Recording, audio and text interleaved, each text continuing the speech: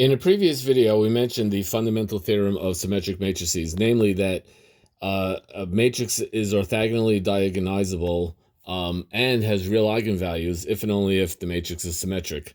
Well, we're going to prove it in one direction in this video, and we're actually going to prove something a teeny bit more powerful because I'm not even going to use the fact that it has real eigenvalues. So I'm going to show that even without the real eigenvalues, you could prove that the matrix is symmetric.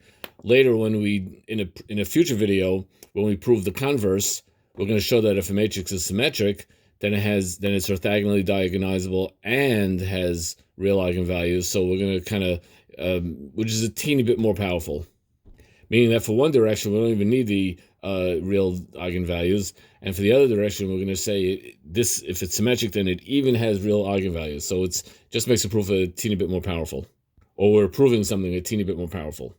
Anyway, what does orthogonally diagonizable mean?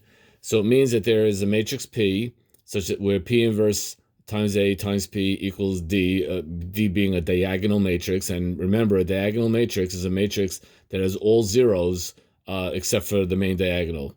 Any non-zeros, meaning there are no non-zero numbers off the main diagonal. But orthogonally diagonizable means, besides the fact that we have a P that does this, it also means that P inverse is equal to P transpose. That's the definition of orthogonal matrix.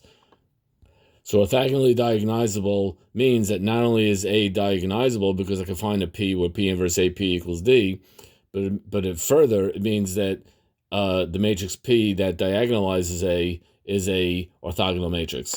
So it's awesome. Now I'm taking this equation here and I'm multiplying it by P on one side and P inverse on the other side, on both sides of the equation. So I put P on the left on this, and so multiplying both sides of the equation by P on the left and both sides of the equation by P inverse on the right. And that's going to give us A equals P D P inverse, and I'm going to put that in a box. And we're going to save that and maybe wrap a bow tie around it. Now I want to look at A transpose. So A transpose is this thing transposed. But let's do some work here. So the first thing I want to do is the P inverse that's over here, I want to replace it with P transpose, because again, that's the definition of orthogonal matrix. So we are using the orthogonal part. This is where we use the orthogonal part. But you recall that when you take the transpose of a product, it's the individual transposes but in reverse order. So this is going to be P transpose transposed, and that's D transpose, and that's P transpose. Again, that just counts from the basic fact that if I transpose a product, I get the product of the transposes, but in reverse order. Well, let's take a look at this sucker. P transpose transpose is just P. D transpose is equal to D. Why is that? Because D is a diagonal matrix, meaning that D is just a main diagonal with all zeros everywhere else. So if I transpose it, I just get that same main diagonal. So D transpose equals D. That's a property of a diagonal matrix. Diagonal matrices are clearly symmetric. And finally, P transpose equals P inverse, and that is something that we have here from our original condition.